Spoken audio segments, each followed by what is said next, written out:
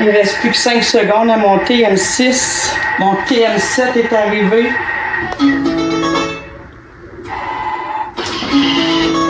Serait-ce la dernière fois que j'entends ce bruit? Je ne sais pas. Mais là, je suis bien énervée parce que mon TM7 vient d'arriver et je veux vous montrer. Et ah, c'est une boîte dans une boîte. Bien sûr, toujours bien emballé. Right here. Right here. Je vais mettre comme ça. Pour qu'on ne voit pas. Et c'est vraiment bien emballé. Et voilà, voilà. Mon petit manuel d'instruction. Ça sent bon, la vaisseau, cette tomate, là? Oui. J'ai fait, je vais vous montrer, hier, j'ai fait un flash food pour 10 $. J'ai eu énormément, donc je vais faire des petites sauces, des petits trucs. Je vais le faire maintenant avec mon TM7. Ça, c'est le Varoma. Le nouveau Varoma. Qui a 45% plus d'espace. Parce que je vais vous montrer, reste bien là, je vous vois, là. Ça, c'est le nouveau. Celui du TM6 qui était rond comme ça. On peut le mettre juste un petit peu au-dessus. Ouais. La superficie. On ne pouvait pas, exemple, mettre 12 petits pots de yogourt. Dans celui-ci, on va pouvoir placer nos 12 petits pots pour faire des yogourts, la fermentation. Puis c'est ça. Il est plus bas. Donc, 45% de plus de capacité. Donc, ça, c'est mon Varoma. Toujours en 3 pièces comme ça. Alors, on sort la boîte. Ici, ça, c'est la base de mon Varoma. Donc, je vais sortir mon pot avant, je crois. Oh, c'est parce qu'il est pris en dessous. Attends, c'est celle-là qu'il faut que je lève vraiment. Il faut le faire de cette façon-là. On a une prise pour sortir la base. OK. La grosse boîte. La boîte, si vous avez de la place, c'est toujours pratique de la garder au cas où il y aurait un pépin et qu'il faut retourner, exemple, au sage. Donc, si on a la boîte, c'est toujours bien. Si on n'a pas de place, on va s'en envoyer une, il n'y a pas de problème. Puis, on ne veut pas surtout qu'on ait besoin de le retourner.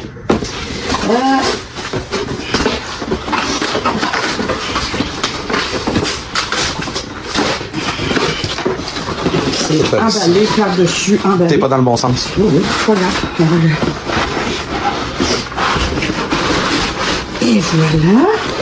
On a une super spatule qui est...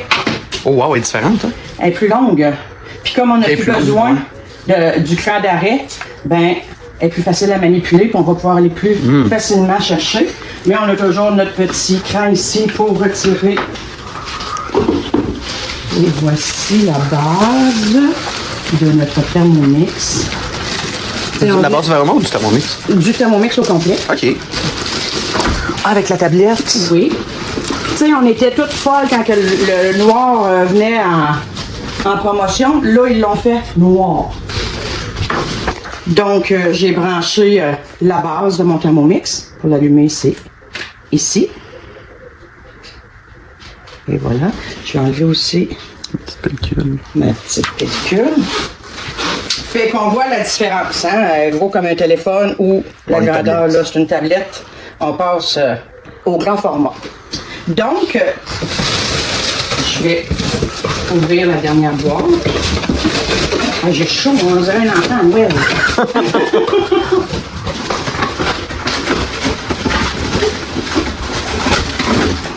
Et voilà le bol. Comme je dis, mon Thermomix, au contraire de moi, a des formes plus allongées. Il paraît vraiment bien. Voyez-vous, on met ça. Ben, avant de le mettre là, je vais vous montrer le bol. Donc, le couvercle, il y a un aimant dedans. Donc, il n'y a plus les bras, mais ça vient se clencher. Là, il faut le mettre au bon endroit. Puis, quand c'est plus que la vitesse 2, ça se barre. Il n'y a pas de danger. Le panier de cuisson, qui me semble, ma foi, même si l'autre était résistant, encore plus. Le bol, en tant que tel, c'est le même. Les couteaux, la quantité. On a toujours notre fouet ici. Et notre petit bouchon. Quand on nous demande de mettre le bouchon, qui vient s'insérer. Oh, excuse-moi. Tu pourrais te reculer un peu, puis c'est moi qui vais aller vers toi, puis toi, je vois. Donc, on vient mettre le bouchon. Le bol, vous voyez, là, il est bien fermé. J'ai juste à déclipser ici. Ah, mais c'est bien intelligent, ça. Non, c'est intelligent. Et j'ai mon bol, comme ça, pour laver. Le bol, on le lave soit avec le mode ou au lave-vaisselle, tout au lave-vaisselle. Le couteau se défait tout seul quand on le déclipse. La coque, on n'a pas besoin de la laver à chaque fois. On passe un linge, de l'eau, puis ça va, c'est pas sale. On n'a pas besoin de le mettre au lave-vaisselle. Ça prend de la place pour rien. Donc, on remet notre bol. Vous voyez qu'il bouge. On referme ici, on clipse. Et voilà notre bol. Start. Français suisse, français. Ah, il y a le français de France, le français suisse et le français du Canada. Canada. N'utilisez que les accessoires d'origine. Ça, c'est très important. Il y a plein de boutiques qui vendent des accessoires pour le Thermomix. S'il vous plaît, n'achetez pas ça si vous le prenez pas sur le site de Vorvec. Moi, je dis tout le temps, si j'avais une Ferrari, je ne mettrais pas des pièces de Kia. Ben, c'est la même chose pour le Thermomix. Si vous mettez des pièces qui sont pas d'origine, si le Thermomix brise, la pièce est à l'intérieur, vous perdez toute votre garantie. Puis, on n'en a pas besoin. Si on avait besoin de ces outils-là, vraiment, Thermomix les ferait. Suivant, ne pas placer sur une source de chaleur. Bien sûr, on ne met pas le Thermomix sur le poêle ou proche d'une source de chaleur. Arrêtez la machine en cas d'ébullition excessive. Bien sûr, si on voit que ça déborde, on pèse sur stop, tout s'arrête. Faut pas que ça déborde, faut pas que ça dépasse le maximum. C'est pas pour rien, il y a une petite ligne ici, c'est écrit maximum, on la dépasse pas. Verrouillez correctement les couteaux. On l'a fait tantôt, puis vous voyez là, mes couteaux, ils s'enlèvent pas. Faites attention de ne pas heurter le bol. C'est fait fort, mais ça reste fragile. C'est de l'électronique, c'est des petits fils qu'il y a là-dedans. Si on le brasse d'un bord puis de l'autre, c'est bien sûr qu'on ne l'aide pas. Lire toutes les instructions dans notre petit livre ici. Vos conseillères peuvent vous aider aussi, c'est sûr et certain. Moi, comme conseillère, vous m'appelez, vous me dites, Kathleen, j'ai un problème avec telle chose. Je vous réponds, je vous le montre. On peut se faire des vidéos comme ça pour vous montrer. Je peux aller chez vous si c'est pas trop loin. Il y a toujours moyen de se parler puis de faire en sorte qu'on utilise notre Thermomix à son maximum. Suivant, ici, là, il faut que j'aille me connecter à mon Wi-Fi.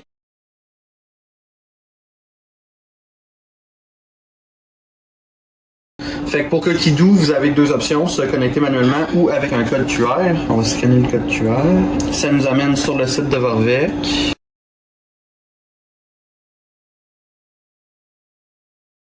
Connexion réussie, fait que là ça va s'amener sur le Thermomix. Votre Thermomix est maintenant connecté à votre compte Coquidou. Passez à l'étape suivante. J'ai l'inspiration au quotidien. Vous n'êtes pas sûr que vous voulez de ce que vous voulez cuisiner aujourd'hui? Voir les recettes quotidiennes recommandées. J'aime m'organiser, on peut le planifier dans la semaine. Notre nettoyage est là, on veut voir les valeurs nutritives. Sélectionner l'écran d'accueil. J'aime avoir les outils à portée de main. Après la liberté que vous voulez accéder rapidement à vos outils préférés. Suivant, j'aime m'organiser, j'aime avoir les outils à portée de main, sélectionner ce que je voudrais avoir. Moi, je prends celui-là. Mise à jour. Mettre à jour maintenant. Des mises à jour, il y en a régulièrement. Le TM7, c'est un modèle intelligent. Des mises à jour, des nouvelles recettes. Quand on va avoir les ustensiles, que j'ose dire, qui vont s'ajouter, le TM7 s'adapte. On a juste à faire mise à jour et voilà. Si on rouvre notre Thermomix, qu'on est pour faire à souper, puis ça nous demande de faire une mise à jour, mais qu'on est pressé, on peut la faire après. Ça va nous le dire maintenant ou plus tard. Là, on peut déjà voir notre base ici, comme on avait, la petite maison, si on veut chercher nos recettes, avoir accès au Thermomix. Il n'y a pas de débranché, là, c'est que comme on l'ouvre pour la première fois, oui, il y a un 15 minutes.